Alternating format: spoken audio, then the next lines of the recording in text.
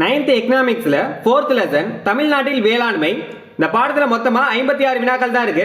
இந்த 56 வினாக்களை நீங்க பார்த்தாலே இந்த பாடம் ஃபுல்லாவே நீங்க கவர் பண்ணிடலாம். ஸோ வீடியோவை கடைசி வரையும் பாருங்க. வாட்ஸ்அப் குரூப்ல என்ன நீங்க ஜாயின் பண்ணிக்கோங்க. அதுக்கான லிங்க்குமே உங்களுக்கு ஃபர்ஸ்ட் கமெண்ட்லேயே கொடுக்குறோம். கிளிக் பண்ணி ஜாயின் பண்ணிக்கோங்க. மக்கள் தொகை மற்றும் வேலை வாய்ப்பு விழுக்காடை பொறுத்துக்க அப்படின்னு கொடுத்துருக்காங்க. இந்த சைடு மக்கள் தொகை கொடுத்துருக்காங்க, இந்த சைடு வந்து வேலை வாய்ப்புக்கான விழுக்காடு எவ்வளவு அப்படின்னு கொடுத்துருக்காங்க. 2001ல் வேளாண் தொழிலாளர்களின் வேலை வாய்ப்பு விழுக்காடு எவ்வளவாக இருந்துச்சுன்னா 49.3%. எவ்வளோ இருந்துச்சுன்னா 49.3% மூணாவதாக கொடுத்துருக்காங்க. அடுத்தது 2011ல் வேளாண் தொழிலாளர்களின் வேலை வாய்ப்பு விழுக்காடு எவ்வளவு இருந்துச்சுன்னா 42.1%. இந்த அப்படியே ரெண்டாவதா அப்படியே ஸ்ட்ரெயிட்டாகவே கொடுத்துருக்காங்க, ரெண்டாவதாக இருக்கு. அடுத்தது வேளாண்மையில் பெண்களின் பங்கு. வேளாண்மையில் பெண்களின் பங்கு எந்த ஆண்டுன்னு பாருங்க. 2011 கணக்கெடுப்பின்படி எவ்வளவாக இருந்தது அப்படின்னு கேட்டிருக்காங்க. 55%. இது ஒன்றாவதாக இருக்கு. 55%. 2011ல் வந்து பெண்களின் பங்கு வந்து. அடுத்தது வேளாண்மையில் ஆண்களின் பங்கு 2011 கணக்கெடுப்பின்படி எவ்வளவு விழுக்காடு இருந்துச்சு அப்படின்னு பார்த்தீங்கன்னா 35.3%. அதாவது மூன்றில் ஒரு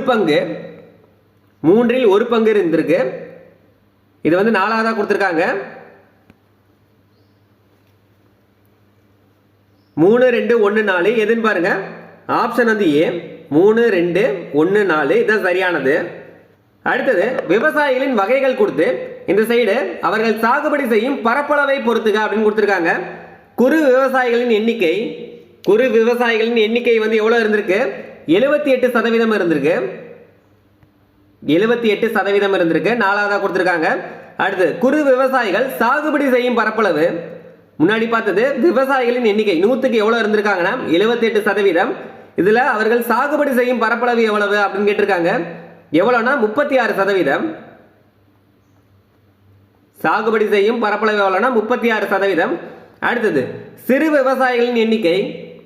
சிறு விவசாயிகள் எவ்வளோ இருந்திருக்காங்கன்னா 100க்கு 14%. ரெண்டாவதாக கொடுத்துருக்காங்க பாருங்க, 14%. அதே மாதிரியே சிறு விவசாயிகள் சாகுபடி செய்யும் பரப்பளவு எவ்வளோனா 26%. ஒன்றாவதாக இருக்கு. 4, 3, 2, 1 இதான் சரியானது. ஆப்ஷன் வந்து பி. குறு விவசாயிகளின் எண்ணிக்கை எவ்வளோ சதவீதம்னா 78%. அடுத்தது அவர்கள் சாகுபடி செய்யும் பரப்பளவு எவ்வளோனா 36%. அதே மாதிரியே சிறு விவசாயிகளின் எண்ணிக்கை எவ்வளோ இருந்திருக்காங்கன்னா 14%. அவர்கள் சாகுபடி செய்யும் பரப்பளவு எவ்வளோனா 26%. அடுத்தது நில பயன்பாட்டு விழுக்காட்டை பொறுத்துக்க அப்படின்னு கொடுத்துருக்காங்க. வேளாண் அல்லாத பயன்பாட்டுக்கு எவ்வளவு சதவீதம்னா 17%. இது நாலாவதாக இருக்கு.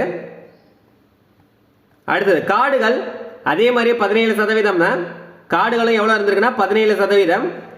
பயன்படுத்த முடியாத நிலங்கள் 4% இருந்திருக்கு. இதுக்கு 3. பயன்படுத்த முடியாத நிலங்கள் வந்து 4% இருந்திருக்கு. இது ரெண்டாவதாக கொடுத்துருக்காங்க. மற்ற தரிசு நிலங்கள் 13%. இது ஒன்றாவதாக இருக்கு. 4, 3, 2, 1 இதுதான் சரியானது. ஆப்ஷன் வந்து ஏ. வேளாண் அல்லாத பயன்பாட்டுக்கு 17%, காடுகளும் 17% தான். பயன்படுத்த முடியாத நிலங்கள் எவ்வளோ இருந்திருக்குன்னா 4% இருந்திருக்கு. மற்ற தரிசு நிலங்கள் எவ்வளோ இருக்குன்னா 13% இருந்திருக்கு. ஆப்ஷன் வந்து ஏ. பாசன ஆதாரங்கள் மற்றும் அவற்றின் அளவுகளை பொறுத்துக்க அப்படின்னு கொடுத்துருக்காங்க. வாய்க்கால்களின் நீளம் வந்து 9750 கிலோமீட்டர் இருக்கு. இது மூணாவதாக கொடுத்துருக்காங்க. வாய்க்கால்களின் நீளம் எவ்வளோ இருக்குன்னா 9750 கிலோமீட்டர். அடுத்து சிறு மற்றும் பெரிய ஏரிகளின் எண்ணிக்கை. சிறு ஏரிகளின் எண்ணிக்கை எவ்வளோன்னு கேட்டாங்கன்னா 7985 இருந்திருக்கு. பெரிய ஏரிகளின் எண்ணிக்கை வந்து 33142 இருக்கு. நாலாவதாக கொடுத்துருக்காங்க. அடுத்தது ஆழ்துளை கிணறுகள் 3,54,000. இது ஒன்றாவதாக இருக்கு. ஆழ்துளை கிணறுகள் வந்து 3,54,000. அடுத்து திறந்த வெளி கிணறுகள் 15 லட்சம் இருக்கு.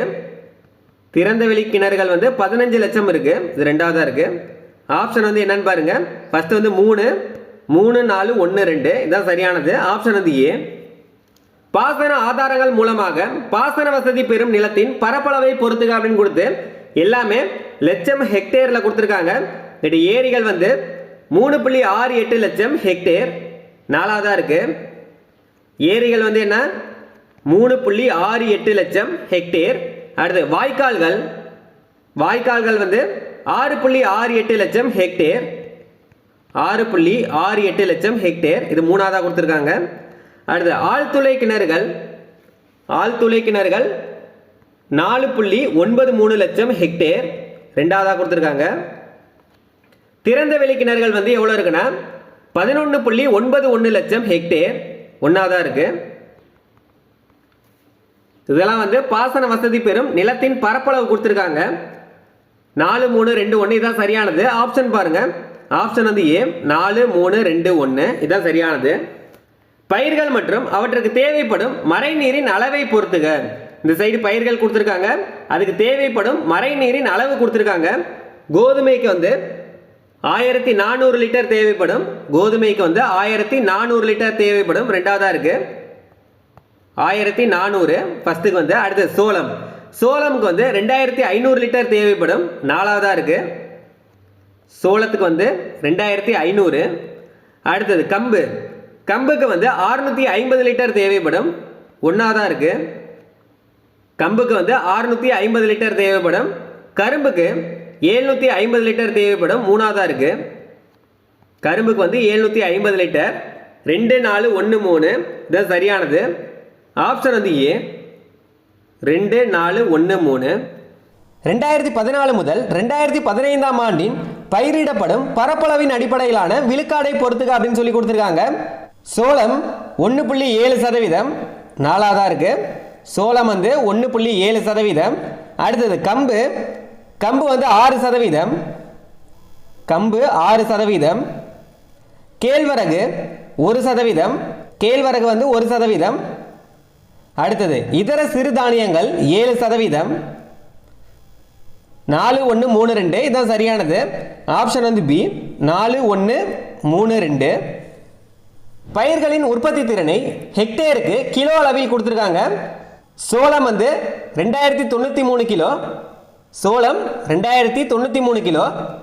அடுத்தது கம்பு 3077 கிலோ. கம்பு வந்து 3077 கிலோ. கேழ்வரகு 3348 கிலோ, அப்படியே ஸ்ட்ரைட்டாகவே கொடுத்துருக்காங்க. அடுத்து உளுந்து 645 கிலோ. 1-4-3-2 இதான் சரியானது. ஆப்ஷன் வந்து ஏ. நெல்லின் உற்பத்தி திறன் மற்றும் ஆண்டுகளை பொறுத்துக்க அப்படின்னு சொல்லி கொடுத்துருக்காங்க. எந்தெந்த ஆண்டுகளுக்கான உற்பத்தி திறன் கொடுத்துருக்காங்க? 1965 இருந்து 1966 வரைக்கும் எவ்வளோ கிலோனா 1409 கிலோ, மூணாவதாக இருக்கு.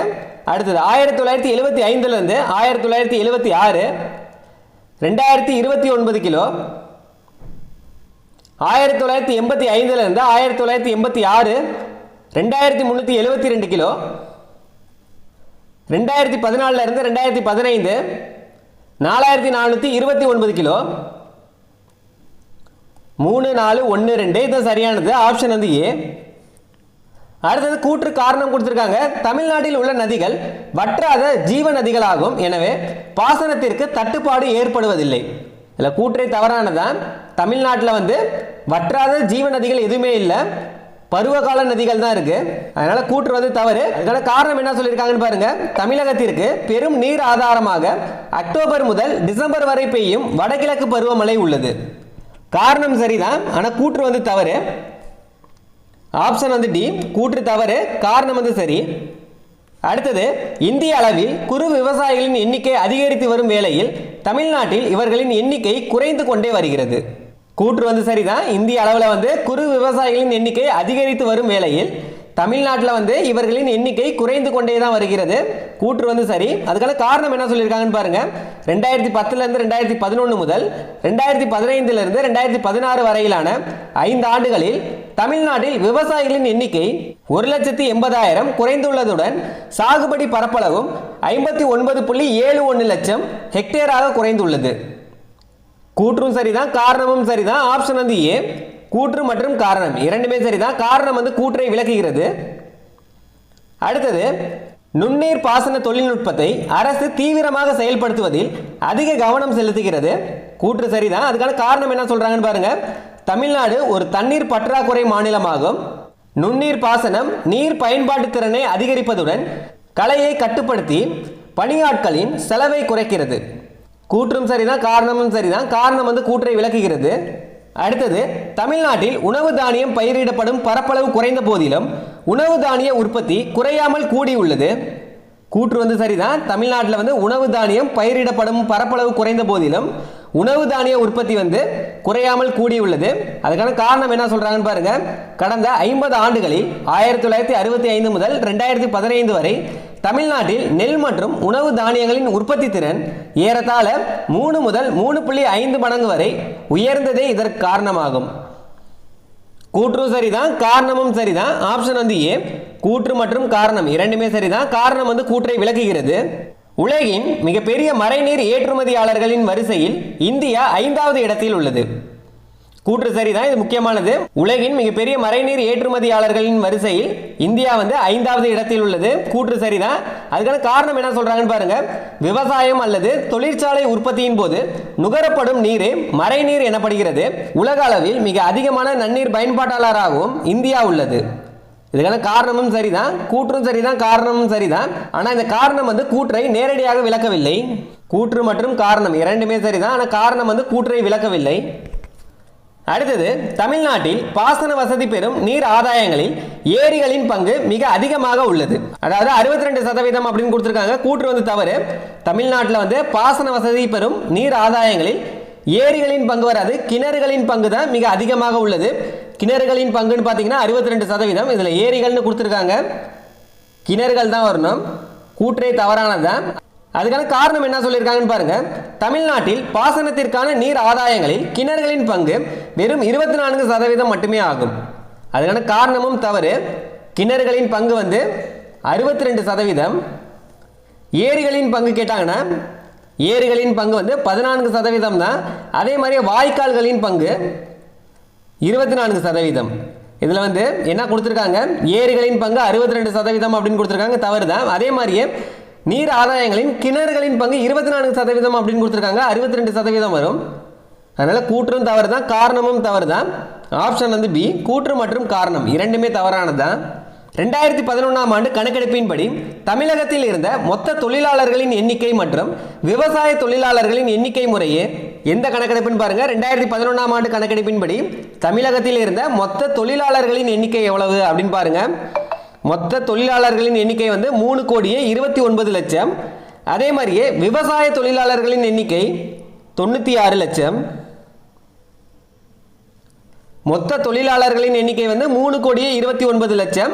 அதில் விவசாய தொழிலாளர்களின் எண்ணிக்கை 96 லட்சம். வேளாண் தொழிலில் ஈடுபடுவோரின் பெரும்பகுதியினர் கீழ்கண்டவற்றுள் எந்த பிரிவை சேர்ந்தவர்கள்? நிலமற்ற கூலி தொழிலாளிகள். கடந்த 5 ஆண்டுகளில், அதாவது 2010 2011 முதல் 2015 2016 தமிழ்நாடு சராசரியாக ஆண்டு ஒன்றுக்கு எவ்வளவு சாகுபடி நிலத்தை இழந்துள்ளது? ஹெக்டேரில் கேட்டிருக்காங்க. எவ்வளவு சாகுபடி நிலத்தை இழந்துள்ளது அப்படின்னு கேட்டிருக்காங்க. 1,03,400 ஹெக்டேர் சாகுபடி நிலத்தை இழந்துள்ளது. ஒரு ஹெக்டேருக்கும் குறைவான பரப்பில் சாகுபடி செய்யும் விவசாயிகள் எவ்வாறு அழைக்கப்படுகிறார்கள்? குறு விவசாயிகள்னு. ஒரு ஹெக்டேருக்கும் குறைவான பரப்பளவில் சாகுபடி செய்யும் விவசாயிகள் எவ்வாறு அழைக்கப்படுகிறார்னா குறு விவசாயி அப்படின்னு. தமிழ்நாட்டின் மொத்த புவியியல் பரப்பு, தமிழ்நாட்டின் மொத்த புவியியல் பரப்பு எவ்வளோனா 1,30,33,000 ஹெக்டேர். தமிழ்நாட்டின் மொத்த புவியியல் பரப்பில் தோராயமாக எத்தனை பங்கு நிலப்பரப்பு மட்டுமே பயிர் செய்ய பயன்படுத்தப்படுகிறது? தமிழ்நாட்டின் மொத்த புவியியல் பரப்பில் தோராயமாக எத்தனை பங்கு நிலப்பரப்பு மட்டுமே பயிர் செய்ய பயன்படுத்தப்படுகிறது அப்படின்னு கேட்டிருக்காங்க. 1/3 பங்கு மட்டுமே. தமிழ்நாட்டின் மொத்த புவியியல் பரப்பில் எத்தனை விழுக்காடு நிலப்பரப்பு மட்டுமே பயிர் செய்ய பயன்படுத்தப்படுகிறது என சொல்லப்படுகிறது? அதான் 1 விழுக்காடு. மேய்ச்சல் நிலங்கள் மற்றும் மரங்கள் வளர்க்கப்படும் நிலங்கள் மொத்த நிலப்பரப்பில் எத்தனை விழுக்காட்டிற்கும் சற்றே கூடுதலாக உள்ளது? 5%த்திற்கும் கூடுதலாக உள்ளது. மேய்ச்சல் நிலங்கள் மற்றும் மரங்கள் வளர்க்கப்படும் நிலங்கள் மொத்த நிலப்பரப்புல எத்தனை சதவீதத்திற்கும் அதிகமாக உள்ளது அப்படின்னு கேட்டிருக்காங்க. 5%த்திற்கும் கூடுதலாக உள்ளது. தமிழ்நாட்டில் உள்ள மொத்த நிலப்பரப்பில் எவ்வளவு நிலம் தரிசாக விடப்பட்டுள்ளது? 1/4 நிலம், தமிழ்நாட்டில் 2012 2013 பயிர் செய்யப்படும் மொத்த பரப்பளவான 45,44,000 ஹெக்டேரில் எத்தனை விழுக்காடு பரப்பளவில் உணவு பயிர்கள் பயிரிடப்பட்டுள்ளன? 72 விழுக்காடு பரப்பளவில் உணவு பயிர்கள் பயிரிடப்பட்டுள்ளது. தமிழ்நாட்டில் பயிர் செய்யப்படும் மொத்த பரப்பளவில் பாசன வசதி பெற்ற பரப்பளவு எத்தனை விழுக்காடு ஆகும்? 57 விழுக்காடு. தமிழ்நாட்டில் பயிர் செய்யப்படும் மொத்த பரப்பளவில் பாசன வசதி பெற்ற பரப்பளவு எத்தனை விழுக்காடுனா 57%. மறைநீர் என்னும் பதத்தை 1990 அறிமுகப்படுத்தியவர் டோனி ஆலன். தேயிலை மற்றும் காபி உற்பத்திக்காக தேவைப்படும் மறைநீரின் அளவு 90 லிட்டர், 840 லிட்டர். தேயிலைக்கு 90 லிட்டர், காபிக்கு 840 லிட்டர். நிலத்தடி நீரின் அளவையும் தன்மையும் தொடர்ந்து கண்காணிக்கும் அமைப்பு மத்திய நிலத்தடி நீர் வாரியம். நிலத்தடி நீரின் அளவையும் தன்மையும் தொடர்ந்து கண்காணிக்கும் அமைப்பு எதுனா மத்திய நிலத்தடி நீர் வாரியம். 2014 இருந்து 2015 ஆண்டில் உணவு பயிர்கள் மற்றும் உணவல்லா பிற பயிர்கள் முறையே எத்தனை விழுக்காடு பாசன வசதி பெற்றிருந்தன? உணவு பயிர்கள் 59%, உணவல்லா பிற பயிர்கள் 50%. 2014 முதல் 2015 ஆண்டில் தமிழ்நாட்டில் பயிரிடப்பட்ட நிலத்தின் மொத்த பரப்பளவு 59,94,000 ஹெக்டேர். தமிழ்நாட்டில் நெல் சாகுபடி அதிக அளவில் எத்தனை விழுக்காடு மேற்கொள்ளப்படுகிறது? 30%. தமிழ்நாட்டில் நெல் சாகுபடி அதிக அளவில் எத்தனை விழுக்காடு மேற்கொள்ளப்படுகிறதுனா 30 விழுக்காடு. தென்னிந்தியாவின் 3வது பெரிய ஆறு எது? அதன் நீளம் என்ன அப்படின்னு கேட்டிருக்காங்க. தென்னிந்தியாவின் 3வது பெரிய ஆறு எதுனா காவிரி. அதோட நீளம் எவ்வளோனா 765 கிலோமீட்டர். தமிழ்நாட்டில் காவிரி ஆற்றின் குறுக்கே கட்டப்பட்டுள்ள அணைகள் மேட்டூர் அணை, அடுத்தது கல்லணை. நுண்ணீர் பாசனத்தின் மூலம் நீர்வழி உரமிடுவதால் ஏற்படும் நன்மைகள் என்ன அப்படின்னு கேட்டிருக்காங்க. என்னென்னா உர பயன்பாட்டு திறன் அதிகரிக்கும், அடுத்த தரமான விளைபொருட்கள் கிடைக்கும். இல்லை ரெண்டுமே சரியானதா, ஏவும் பியும் சரி. 2014 முதல் 2015 ஆண்டுகளில் தமிழ்நாட்டில் உற்பத்தி செய்யப்பட்ட உணவு தானியங்களின் மொத்த அளவு மற்றும் அதில் நெல்லின் அளவு என்ன அப்படின்னு கேட்டிருக்காங்க. ஃபர்ஸ்ட் உணவு தானியங்களின் மொத்த அளவு என்ன அப்படின்னு கேட்டிருக்காங்க. 1,27,35,000 டன்கள் மொத்த அளவு. அதில் நெல்லின் அளவு எவ்வளோனா 80 லட்சம் டன்கள். இது 2014 இருந்து 2015க்கான கணக்கு. தமிழ்நாட்டின் மொத்த உணவு தானிய உற்பத்தியில் நெல்லின் பங்கு எத்தனை விழுக்காடு? 62 விழுக்காடு. தமிழ்நாட்டின் மொத்த உணவு தானிய உற்பத்தியில் நெல்லின் பங்கு எத்தனை விழுக்காடுனா 62 விழுக்காடு. 2014 இருந்து 2015 ஆண்டுகளில் தமிழ்நாட்டின் மொத்த உணவு தானிய உற்பத்தியில் மக்காச்சோளம் மற்றும் சோளத்தின் பங்கு 2014 இருந்து 2015 தமிழ்நாட்டின் மொத்த உணவு தானிய உற்பத்தியில் மக்காச்சோளம் ஃபர்ஸ்ட் கேட்டிருக்காங்க, அடுத்து சோளம் கேட்டிருக்காங்க. மக்காச்சோளம் 20%, சோளம் 7%. உணவு தானிய உற்பத்தியில் கேழ்வரகு மற்றும் உளுந்து ஆகியவற்றின் பங்கு கேழ்வரகு 3%, உளுந்து 3%. 2010 இருந்து 2011 மற்றும் 2014 இருந்து 2015 ஆகிய ஆண்டுகளில் தமிழ்நாட்டில் நெல்லின் உற்பத்தி திறன் ஹெக்டேருக்கு முறையே எவ்வளவு கிலோவாக இருந்தது?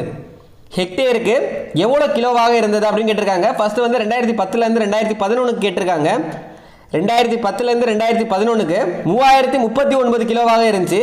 அதே மாதிரி 2014 இருந்து 2015 4429 கிலோவாக இருந்தது. இது ஒரு ஹெக்டேருக்கு.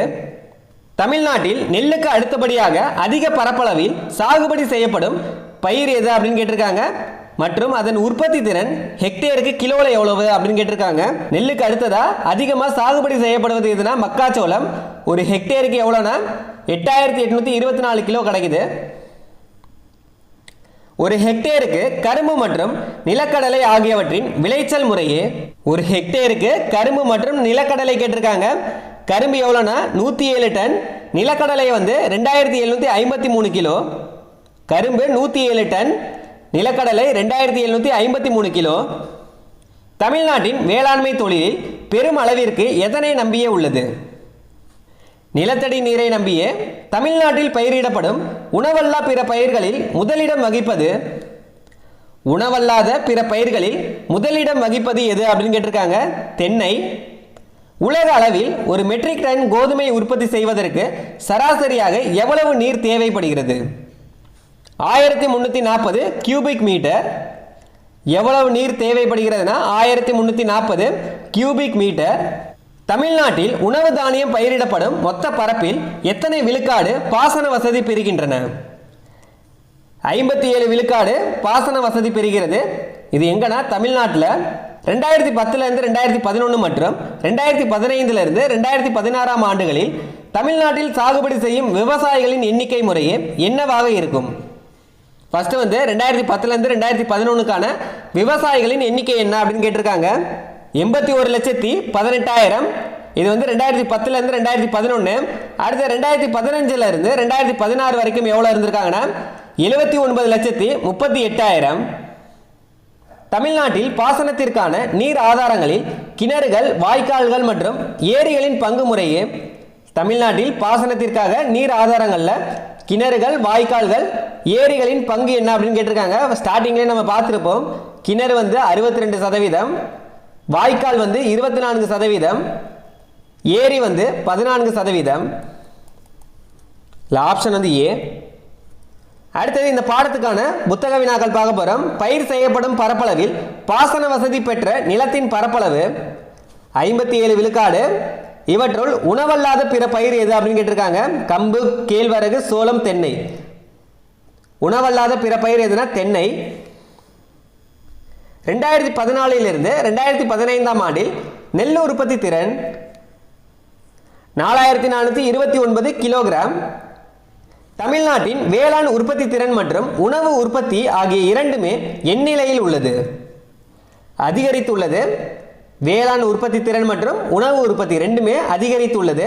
தமிழ்நாட்டில் வடகிழக்கு பருவமழை பொழியும் மாதங்கள் அக்டோபர்லேருந்து டிசம்பர் வரைக்கும் வடகிழக்கு பருவமழை.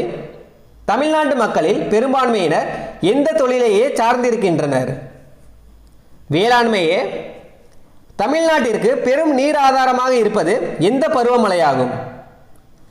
வடகிழக்கு பருவமழை. அடுத்தது பொறுத்துக்க கொடுத்துருக்காங்க. உணவல்லாத பிற பயிர்கள் தேங்காய், கொண்டை கடலை, இதெல்லாம் உணவல்லாத பிற பயிர்கள். பருப்பு வகைகள்.